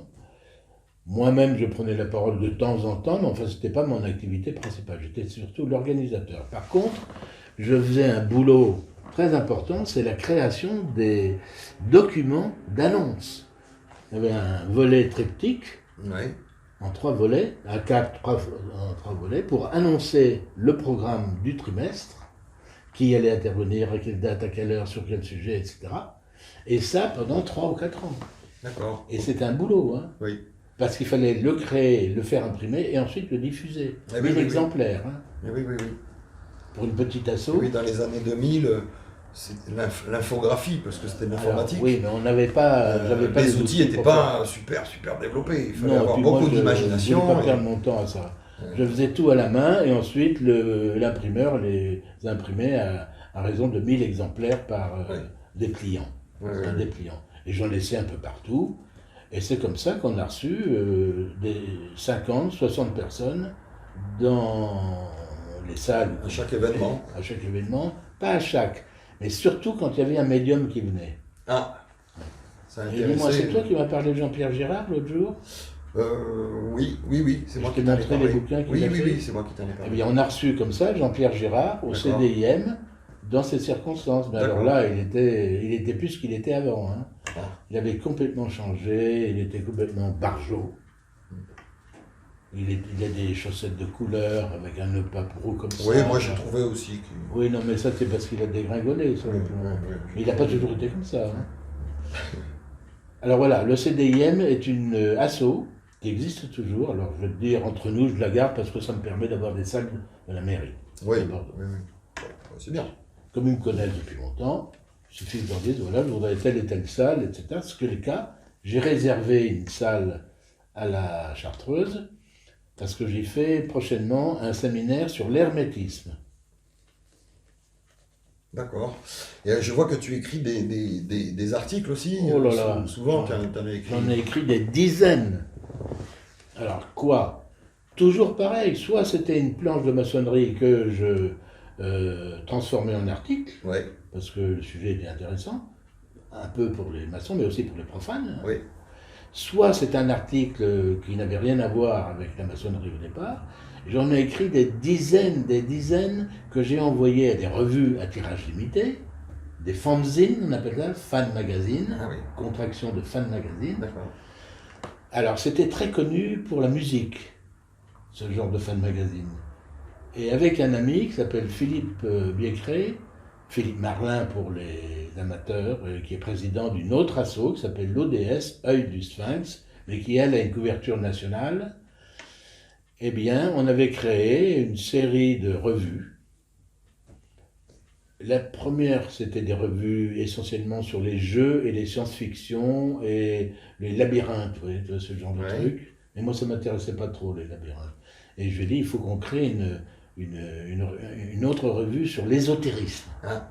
Alors j'en ai tout un placard, là, rempli. On a fait une bonne vingtaine de numéros. Hein. Et c'est cette revue qui a un grand format comme ça, enfin A4 quand même. J'ai des dizaines d'articles sur tout ça. De temps en temps, j'écrivais des contes et des poèmes. Et des nouvelles. Des nouvelles de quoi? Des nouvelles fantastiques. Eh oui. Alors j'en ai un recueil. D'accord. Ouais. Tu les as pas édités? Pas encore. Alors je les ai édités pour moi-même, mais c'est toujours épuisé. Hein, c'est-à-dire que je ne sors pas plus de 10 exemplaires à chaque fois que je distribue. Ouais. Bon, on va parler des exemplaires que, pour le coup, tu as vraiment édité. Voilà, que j'ai édité à compte d'éditeur. À compte d'éditeur. Sinon, c'est à compte d'auteur et c'est pas très bon, à moins de pouvoir payer. Parce qu'il y a une organisation. Alors, quelle est la différence entre la différence, compte d'éditeur et compte d'auteur? Quand tu écris un ouvrage à compte d'auteur, ça veut dire que c'est toi qui payes tout. C'est toi qui payes tout. C'est Voilà. L'imprimerie, Oui, voilà, exactement. la diffusion. Exactement. Oui. Et le marketing éventuellement. Et le marketing. Éventuellement. Hein. Alors il y a des instituts ici en banlieue bordelaise qui font remarquablement de travail au niveau technique. Pas de problème. Et c'est pas cher. 100 exemplaires pour un A4, A5, c'est-à-dire un petit volume comme Oui, ça. un demi A4. Oui. Eh bien, demi A4, eh bien, t'en as pour 430 €. 430 €. Pour 100 exemplaires. Ça fait 4 francs, 4 €. Oui, c'est pas cher. C'est grave de tu parler de francs. Tu multiplies par 2 le prix et puis tu le vends sans problème. Hein. Oui. Alors, j'ai des relations avec certains d'entre eux. D'ailleurs, je me fixe sur ceux qui sont du côté de la bergerie de Cannes-Jean, justement, un peu. Ah, je ne me rappelle plus de son nom, mais c'est un. À Canet-Jean. Oui, ils sont très connus. Bon, enfin, peu importe. Alors, à compte d'éditeur, c'est pas ça. Tu donnes un manuscrit et ensuite, tu négocies le retour sur investissement. D'accord, c'est l'éditeur qui s'occupe de tout. Il s'occupe de tout. Il te dit, monsieur, votre livre, votre manuscrit, je vais en faire un livre, voilà. Je vais le vendre et vous allez toucher des commissions, des royalties. Ou bien, moi j'avais chez Trajectoire, où j'ai été édité là au début, il m'avait proposé de me payer 3 fois l'équivalent de 5 000 €. Ah bah c'est génial. Alors justement, tiens, alors, on va prendre le premier. Alors moi je trouve que c'est quand même incroyable d'avoir édité un bouquin à compte d'éditeur. Oui.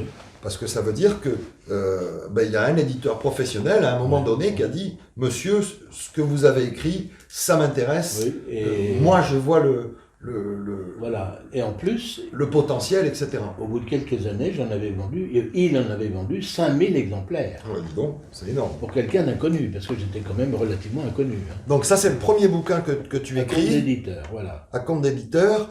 Alors, ça s'appelle Dialogue avec les morts. Oui. Donc, c'est aux éditions Trajectoire. Oui. Je le montre L'édition à la caméra. On aura les... Alors, on le trouve évidemment sur Amazon, on le trouve dans différentes librairies, mais il faut préciser que ce ne sont pas des dialogues avec les morts, mais une enquête sur l'au-delà. Oui, je l'ai parcouru un petit peu. C'est un petit peu la question que j'allais te poser. C'est une enquête sur l'au-delà. Tout ce qui concerne l'au-delà, mais pourquoi est-ce qu'il a un titre comme ça? Ouais. Parce que l'éditeur a voulu que ce titre, il m'a expliqué, je te l'ai dit l'autre jour, quand on fait la liste sur Internet ou ailleurs, enfin à l'époque, hein, parce qu'il est sorti en 2003 déjà, Oui. eh bien on a la vie après la mort, la vie après la vie, enfin toute une série de choses, et Dialogue avec les morts, il y a une ligne qui n'a rien à voir avec les précédents titres, et il m'a dit c'est ça qu'on va mettre parce que ça va se vendre beaucoup mieux. D'accord. Alors, C'est une façon c'est un petit peu plus du marketing. Voilà, que... exactement, c'est du marketing. J'avais même été plus loin. J'avais prospecté les entreprises de pompes funèbres en leur disant, écoutez, je suis prêt à vous vendre mes livres pour que vous les offriez à vos clients. Ah, on n'y avait pas pensé, mais ils ont hésité. Hein. Ah. Et puis finalement, ils m'en ont pas acheté. Non, parce qu'il y avait 30 000 exemplaires à liquider là. Et oui. Alors que j'en avais déjà vendu 5 000. Et oui, oui, oui. Dans ce livre, on va lire rapidement les chapitres. Hein. Je vois qu'il y a 6 chapitres. Vision de l'au-delà, perception extrasensorielle, prémonition, apparition, spectre et fantôme. Ça, c'est le chapitre 1. Le chapitre 2, expérience proche de la mort, ce que l'on appelle les NDE. Ou EMI en français. Ou EMI en français, NDE. Expérience proche de la mort. Voilà. L'expérience de mort imminente. Expérience de mort imminente. Le voyage astral et les phénomènes associés, chapitre 2 donc. Le chapitre 3, mort physiologique, la mémoire biologique aux frontières de la mort et théorie sur l'allongement de la vie. Le chapitre 4, survie après la mort. Croyances religieuses, croyances populaires et rites funéraires, le problème de l'incinération. Alors ça, quand on fera l'opus sur ce bouquin, sujet, sur le sujet, ça c'est un sujet qui m'intéresse beaucoup, le problème de l'incinération. Alors moi j'ai eu la question à me poser, parce que comme je suis catholique, et que pendant longtemps l'Église catholique interdisait l'incinération. Oui. Puis elle a changé d'avis il y a une dizaine d'années maintenant. D'accord. Pour quelle raison, j'en sais rien. Mais il faut savoir que dans les textes grecs et romains anciens, Oui. on faisait très attention à l'incinération ou à la non-incinération pour des raisons qui sont les suivantes. Soit des raisons immédiates après les morts, il fallait attendre un certain temps, parce que c'est le corps éthérique et le corps astral qui sont en cause. On fait souffrir la personne si on incinère trop vite. Trop vite. Alors que si on attend, ça lui permet d'évoluer et de laisser son corps éthérique sur place, qui là ne risque plus de la gêner, de lui donner de souffrance. Son corps physique, tu veux dire. Non, éthérique. Ah, éthérique. Ah bah oui, le corps physique, il va se putréfier, mais on peut empêcher cette putréfaction, mais il faut savoir que dans les différentes cultures, hindoues, égyptiennes, antiques ou modernes, ce sont des questions qui se sont posées, alors à l'époque sur le plan théologique, mais en fait ce ne sont pas du tout des questions théologiques, ce sont des questions énergétiques. Oui, Et ça on le redécouvre aujourd'hui, peu à peu. C'est passionnant. Donc au chapitre 5, peut-on communiquer avec les morts? Thèse spirit, transcommunication, autres moyens d'entrer en relation avec les morts. Donc il y a d'autres moyens. Oui. Il y a l'écriture automatique. Ah, l'écriture. Il y en a quelques-uns. Bon, on va découvrir ça dans l'opus lié au dialogue avec les morts. Et donc le chapitre 6, retour sur la réincarnation, la vie éternelle, la perception de l'aura, le corps éthérique, dont tu viens de parler, l'effet Kirlian, Oui, alors l'effet Kirlian, c'est bien connu et c'est presque de la science maintenant. Oui, alors je crois même qu'il existe un appareil. Oui, Non, voilà, oui, ce sont des plaques électriques Oui, sur lesquelles on pose quelque chose, par Oui. exemple les mains, oui, et on prend une photographie de ça, on met un petit potentiel électrique pour Oui. faire apparaître les énergies qui tournent autour de l'objet ou des êtres ou des choses vivantes, et on révèle ainsi qu'il existe bien un champ ouais. qu'on ne voit pas en temps normal, sauf certains voyants. Oui, alors il y a des Mystique. personnes qui, eux, arrivent à voir l'aura. Moi, j'ai rencontré Voilà. des gens Oui, mais on peut la voir qui voyaient nous-mêmes. l'aura. On avait, j'ai été étudiant à Bordeaux pendant une année, dans les années 62, à mon retour d'Argentine, parce que ma marraine habitait ici, mes parents n'étaient pas en France à l'époque, et je suis devenu étudiant en mathématiques pures à l'université de Bordeaux, qui à l'époque était ce qui est aujourd'hui le musée Cours Pasteur, tu vois. Oui. À l'époque, tout ça, c'était un bâtiment qui était dédié à la faculté. À la place du musée, tu veux dire? Oui, à la place du musée, il y avait les sciences à gauche, la littérature et le reste à droite. D'accord. Et j'ai été étudiant 1 an ici.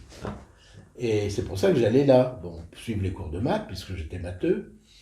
Et il se trouve que, bon, j'avais un prof de maths, un grec, qui était très connu, qui habitait à Montrouge, en région parisienne, à côté, dans l'appartement à côté d'une de mes meilleures amies que je considérais comme ma sœur, qui était née le même jour, la même année, mais pas au même endroit que moi.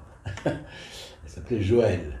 Elle est décédée depuis, malheureusement. Et alors, ce gars-là, un prof de maths, elle lui avait parlé de moi. Elle lui a dit, mais j'ai un ami qui est à Bordeaux, il est en maths pur, eh ben, donne-moi son nom, je vais m'occuper de lui. Et c'est ce qui s'est passé, il faisait en Jaguar, hein, et il n'y avait pas d'autoroute. Hein. Il y avait la route, il fonçait comme un dingue tout le temps. Il partait le matin, il arrivait à Bordeaux l'après-midi. Il donnait ses cours, quelquefois il restait, puis il repartait le lendemain matin, et ainsi de suite toute la semaine.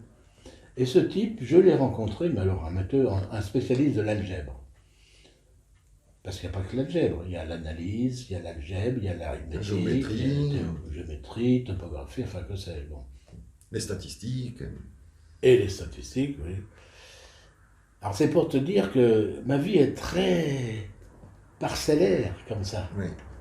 Polyculture et à la fois. Polyculture et parcellaire. Oui. Donc ce livre est sorti en quelle année? En 2000, tu m'as dit? 2003. 2003. D'accord. Et ensuite, tu écris donc un autre livre? J'ai écrit un autre livre, beaucoup plus épais, que voici, qui est le fameux livre sur les prophéties. Alors ça, c'est le livre. Toutes les personnes qui s'intéressent à tous les sujets dont on va parler, moi je pense que ça, c'est le livre à avoir. Ah oui, je ne te le fais pas dire, surtout par les temps qui courent. D'ailleurs, c'est marqué en haut du bouquin, c'est les incontournables. Oui, voilà. Donc le livre, c'est le grand livre des prophéties. C'est aussi édité chez... Presque qu'à 500 pages. Hein, aux éditions Trajectoire. Pareil, Trajectoire. Presque et il y a des 500 illustrations. Pages. Il y a quelques illustrations. Alors, ça parle de quoi ce livre? Ça parle de l'histoire de la prophétie en général. Oui. Je remonte aux temps anciens. Et ça parle de théories, de prophétie moderne.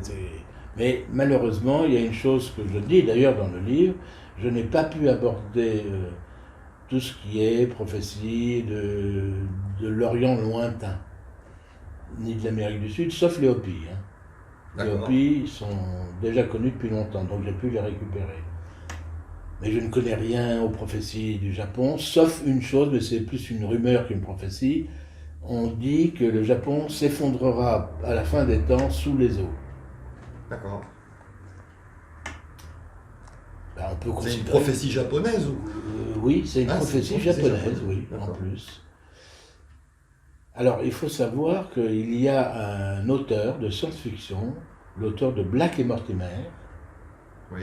qui s'appelle Edgar Jacob, qui est décédé depuis longtemps déjà, qui était aussi un Belge, hein, qui a fait des BD mais fabuleuses. Pour moi, c'est les meilleures BD au monde. Et dans plusieurs d'entre elles, dont une sur le Japon, il y a cette annonce de l'effondrement du Japon à la fin des temps, c'est-à-dire dans pas longtemps. Alors maintenant, on sait qu'il y a eu un séisme. Hein. Oui, oui, oui. Est-ce que c'est ça Parce que c'est que précurseur. certains ont cru être l'effondrement du Japon? Je ne sais pas. Mais de toute façon, je peux te dire, et je le dis devant la caméra, le temps dans lequel nous sommes actuellement correspond à la dernière tribulation de l'Homo sapiens. Ah. Après, il n'y aura plus sur Terre, hein, il n'y aura plus de civilisation comme nous la connaissons aujourd'hui, mais il y aura autre chose, et une bonne partie de l'humanité aura disparu purement et simplement. Pourquoi? Parce que les lois divines n'ont pas été respectées ni suivies. Et Dieu sait si on nous a fait des annonces par des phénomènes divers et par des annonces religieuses, qu'il fallait ne pas oublier Dieu, car Dieu vous laisse à l'abandon. Et quand on laisse une population ou un individu à l'abandon, qui c'est qui saute dessus le premier? Les forces des ténèbres. Ouais. Ben oui. Parce que c'est elles qui font vivre l'ego, Eh oui, la matérialité, c'est ce que le l'on dit. matérialisme. C'est ce que l'on dit. Avant l'arrivée du Christ sur Terre, il y avait le paganisme. Oui. Beaucoup de choses intéressantes dans le paganisme d'ailleurs. Mais aucun ralliement au divin, le vrai divin. Pas des créatures très puissantes qui se font passer pour Dieu. Or, celle-ci revient. Il y a la fameuse annonce de l'antéchrist. Qu'est-ce que ça veut dire étymologiquement? Celui qui vient hanter avant le Christ. Ben oui. Je me Dans suis les toujours dit ça, évangiles- pourquoi on dit pas... quand on parle de antéchrist, Oui. il faudrait comprendre antichrist. Mais on le comprend souvent, mais pas toujours. parce Alors que alors- hanté, ça veut dire avant. Oui, mais sous-entendu anti. Parce que l'antéchrist n'est autre que l'incarnation d'une énergie qui ne veut pas que l'être humain terrestre évolue spirituellement. Il veut le maintenir dans son système matérialiste, et c'est pour ça qu'il pousse tout ce qui est technique, mécanique, puissance, argent, groupe et lutte. Parce qu'il faut quand même reconnaître, malheureusement, que la plupart des avancées scientifiques sont le résultat de conflits. Par exemple, la dernière guerre mondiale en est un cas extraordinaire. Il y a un diaporama que j'ai présenté il y a quelques mois, sur les inventions du nazisme. Les inventions des Allemands. Des Allemands, mais ça a déclenché des quantités de nouvelles créations, et spécialement chez les voleurs, les Américains qui ont embarqué, les Qui Russes. ont tout récupéré. Oui. Mais ça aurait pu ne pas être inventé aussi. Tous les grands chercheurs allemands de cette époque sont partis aux États-Unis. On les a embarqués aux On les États-Unis. a embarqués aux de force, hein. États-Unis d'abord comme prisonniers de Oui, guerre. voilà. Et puis ensuite, on les a utilisés. Et puis après. Sans vergogne et sans retenue morale. Hein. Pareil en URSF, sauf qu'il y en a eu moins, et un tout petit peu en Angleterre et en France. Oui. Or, on a les photos, on sait ce qu'ils faisaient, les fusées par exemple. Hein. Eh ben, tout ça, c'est une invention des Allemands.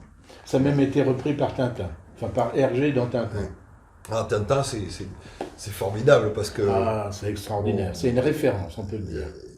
on y voit des secrets dans Tintin. Oui, oui, quand oui. on arrive à avoir la bonne grille de lecture, Oui, oui, absolument. on y voit des D'ailleurs, secrets. il y a dans un de mes diaporamas, justement celui que je citais à l'instant, on voit les armes acoustiques qui ont été créées par les Allemands et que Tintin a reproduit dans une de ses BD. ouais. Ce sont d'énormes trucs qui envoient des ondes très basses ou très hautes.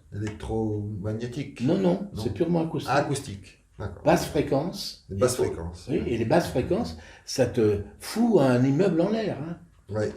Figure-toi, j'en profite pour faire cette petite anecdote. Quand j'étais jeune, j'habitais rue Bouquière à Bordeaux.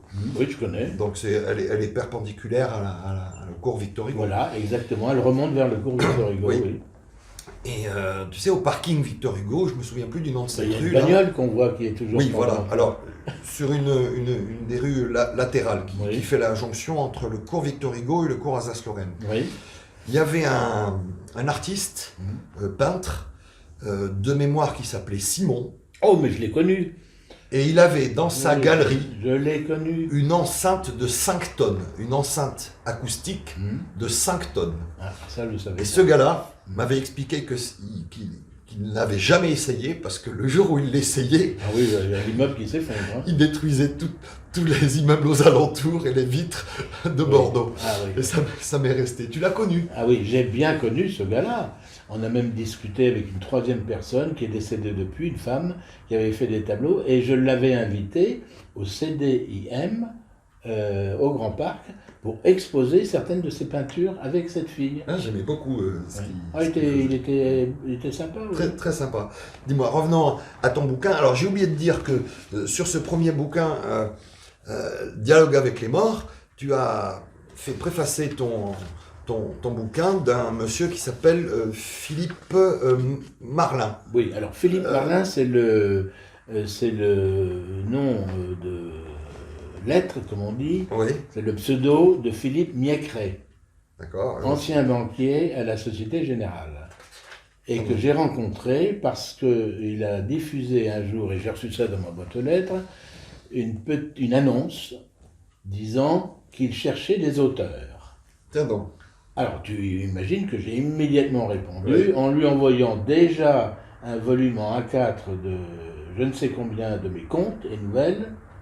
Et quand il a vu ça, d'ailleurs il l'écrit dans je ne sais où, sur Internet ou dans une revue, je vois ça et je vois Serge de Guyader, je me dis je connais pas, bon, mais j'ouvre et je dis bah, c'est absolument ce genre de gars qu'il me faut. Donc en fait on a correspondu et puis il a créé une première revue qui s'appelait Dragon et Microchips, parce que son fils faisait des petits jeux de labyrinthe, tu sais, Ah oui. avec un TO7. Le TO7 c'est un clavier dans lequel tu as 2 cartes électroniques et tu branches ça sur un téléviseur et ça te fait un ordinateur. C'était Thomson, Oui, c'est Thomson. c'était il me semble que c'est un des premiers ordinateurs que j'ai eu. Oui, c'est pas le alors premier. c'est même pas un ordinateur. Enfin oui, c'est un ordinateur avec son écran qui est un périphérique. Voilà. Enfin, avec la télé qui devient un périphérique de la... Alors tout ça pour dire qu'on s'est connus comme ça. Et on est resté, on est toujours en relation, sauf qu'il a arrêté ses fanzines pour faire de la véritable édition. D'accord. Et alors, Mais c'est le patron des éditions Trajectoire ou... Non, pas du tout. pas C'est du le patron de l'œil du Sphinx. Ah, d'accord. Alors tu D'accord. verras sur Internet, va chercher œil du Sphinx, c'est à tout là-dessus. Oui. Et de temps en temps, tu verras ma bouille apparaître. D'accord. Des articles. J'invite les téléspectateurs Voilà. à faire la même chose, à chercher Voilà. œil du Sphinx. œil sur- du Sphinx, sur donc, Internet. qui est une association nationale hein, destinée à intéresser les gens à l'imaginaire, au futur et aussi à l'ésotérisme. D'accord. Et alors, pour le coup, dans ce livre-là, le grand livre des prophéties, on a comme préfacier Philippe Valode. C'est le même? Alors non, c'est pas Ah. du tout le même. Philippe Valode, c'est le directeur des éditions Trajectoire de l'époque. D'accord. D'accord. Alors lui, il faisait des monographies à raison de une tous les 2 mois, parce que c'est sa femme qui les écrivait. Alors, monographie surtout. Les femmes de l'Empire, les grands écrivains du 18e, etc. Tout un petit thème précis. Alors ça avait l'épaisseur de ça, en gros. D'accord. Et alors, dans ce livre des prophéties, alors moi je connais un grand qui a écrit des prophéties, j'en connais pas énormément, mais celui que tout le monde connaît, c'est Nostradamus. Oui, Alors, est-ce qu'on parle de Nostradamus, par exemple, dans ton livre? très peu. Très peu. Très peu. Pourquoi? Parce que je dis pourquoi. Oui. Parce qu'il y a tellement de choses qui ont été écrites sur lui que je n'ai pas voulu Oui, recommencer. c'est pas la peine d'en rajouter. Voilà. Surtout que la plupart des prophéties, les centuries, hein, ça s'appelle. Les centuries. Les centuries de Nostradamus sont souvent indigestes. Et on a remarqué, j'ai vu une émission à la télévision là-dessus, moi je l'avais déjà pensé, mais là le gars il a été plus loin. On a remarqué, et ça correspond au principe que j'édicte que je propose dans ce bouquin, c'est que tout est cyclique. Autrement dit, il y a beaucoup de choses qui se répètent dans le temps. Et certains ont remarqué que certains textes de Nostradamus pouvaient très bien se reporter à un passé précis Eh oui, et repérable, oui. mais aussi à un avenir Eh qui oui. n'est pas encore arrivé. Oui. Mais c'est pas non. incompatible. Ah non, pas Et forcément. je dis pourquoi dans ce bouquin, parce que le monde, quel qu'il soit, civilisation, humain, astronomie, etc., tout est cyclique. Tout est cyclique. Rien n'est linéaire et rien n'est éternel sauf Dieu. Et c'est le créateur. le créateur. Alors attention aux faux créateurs, parce qu'il y a le créateur de l'univers, ce n'est pas Yahvé. Non, bah alors ça c'est encore... Ouais, parce que Yahvé s'est présenté comme le créateur de l'univers et des êtres humains. Oui. En fait, oui, il est le créateur d'une peuple. Alors je vais te dire un secret. Dans un livre que je n'arrive pas à retrouver malheureusement, mais qui est dans ma bibliothèque quelque part, parce que j'ai 2 rangées, 3 quelquefois, il y a un bouquin qui s'appelle Les Juifs de l'espace. Ah, ça me dit quelque Un chose. petit bouquin extraordinaire qui, en retravaillant les textes bibliques, arrive à prouver, entre guillemets, parce que la preuve, il n'y a pas de preuve autre que mathématique. Donc c'est une preuve sociologique, psychologique, bon. Enfin disons, il dit que ceux qu'on appelle les Hébreux Oui. n'étaient pas d'origine terrestre. Ils ont été amenés à une époque lointaine. Oui. Ils se sont implantés dans certaines régions, qui est la région de Canaan, et ensuite ils ont émigré. D'abord ils sont allés dans le nord, et puis ils ont été chassés vers le sud, et ils sont allés en Égypte. Puis ils ont été chassés, soi-disant, par les Égyptiens, alors que je pense que ce ne sont pas les Hébreux qui ont été chassés, mais les adorateurs de Akhenaton, égyptiens, Dieu unique et D'accord. solaire. D'accord. Là, il y a tout un bouquin là-dessus. Ouais, c'est une théorie. Mais à alors, la pour limite, dire que les pourquoi premiers pas. Hébreux viennent de l'espace, Oui, oui. faut le faire quand même. Oui, mais en même temps, tu as les travaux de Bleuette Dillot, tu as les travaux de Mauro Biglino, Oui, voilà. qui Voilà, un qui bouquin. est un traducteur qui a travaillé pour le Vatican, Mais oui. Et aux il dit- éditions du Vatican, et qui, Le au Dieu bout de vient des 17 ans étoiles. de bon et loyal service, a claqué la porte en disant « Bon, maintenant, je vais vous dire ce que j'ai réellement vu dans les textes anciens Et je hébreux. » l'ai ce bouquin. Voilà, il était extraordinaire. Oui. Mais il y a beaucoup de théories comme ça. Elohim, c'est un pluriel de ceux qui sont Alors, venus du voilà. ciel. Déjà, Elohim, c'est un pluriel. Au singulier, c'est Eloah. Ouais. Et les Elohim, effectivement, c'est le pluriel de un Eloah. Or, ils viennent tous du ciel. Le problème est de savoir, est-ce que ce sont, comme on dit en religion, des anges et des archanges, c'est-à-dire des créatures qui n'ont pas de matérialité personnelle permanente, mais qui peuvent apparaître sous forme matérielle? Ou est-ce que ce sont des IBI, extraterrestres, biologiques, tu vois? Entité biologique extraterrestre. Parce qu'il y en a aussi. Il y a des créatures qui ont un corps comme nous, mais Et puis qui d'autres qui habitent, n'ont pas de corps. et d'autres qui n'ont pas de corps, mais qui ont une évolution plus avancée. Oui. En Et tout cas, de toute- autre. Plus voilà, avancé, c'est difficile à... Ah, si, parce que moi je me réfère constamment à ce qu'on appelle la rébellion de Lucifer contre Dieu. Alors lorsque Lucifer, qui était un archange, comme Saint Michel Archange, c'était son alter ego en quelque sorte, s'est rebellé en se regardant et en disant « mais je suis Dieu, je suis le plus beau, le plus grand, le plus intelligent, le plus fort, le plus puissant ». Il dominait un tiers de l'univers qu'on appellerait local. Oui, Eh bien. ça veut dire connu. Bon. Oui. On voit alors à ce moment-là qu'il faut repenser un certain nombre de choses. Parce que maintenant qu'on sait qu'il y a une possibilité très forte, à 9 sur 10 disons, pour qu'il y ait des quantités de créatures intelligentes dans l'univers, En tout cas, de planète habitable, oui, planète on en habitable, découvre aujourd'hui tous les jours. voilà, exactement. Mais c'est pas seulement la planète physique qu'il faut penser, il faut savoir une autre chose. Je ne l'ai pas écrit ici, mais c'est dans mon journal personnel, parce que je tiens un journal aussi, Oui. depuis 60 ans. Eh bien, je pense que tous les astres sont l'habitat d'une entité spirituelle, y C'est compris possible, la Terre. c'est- On appelle Gaïa. Ouais. Mais Gaïa, c'est pas seulement un mot, c'est une créature spirituelle dont la propriété est la Terre. Le Soleil, c'est une créature spirituelle dont la propriété est l'astre solaire, et ainsi de suite. Ouais. Tout ça, c'est passionnant. Ah mais c'est très difficile de le concevoir, évidemment, Ouais, et de l'accepter surtout. Oui, à notre échelle de petits humains. Ben voilà. On va, si tu veux bien, Serge, à moins que tu aies autre chose à dire sur la présentation de ton parcours, sur ta biographie. On peut en rester là pour aujourd'hui. Oui, bien Et sûr. puis, donc, on va se donner rendez-vous à la prochaine séance où on parlera donc de ton premier livre, Dialogue avec les morts, et de tous les sujets que tu abordes dans ce livre.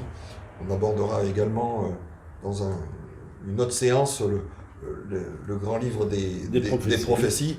Mais là, je pense qu'il y a beaucoup de choses à dire. Et on fera peut-être 2 séances. C'est sans fin, de toute façon. On fera peut-être 2 séances. Bien, ben écoute, Serge. Alors ça, je vais les reprendre parce que c'est mes exemplaires. Oui, tout à fait. Merci. Serge, je te remercie. Ben écoute, je t'en prie, et puis au plaisir de te recevoir une 2e et 3e fois, 4e fois. Ah ben, c'est très gentil. Voilà. Allez. T'as tout ce qu'il te faut. Au revoir. Au revoir.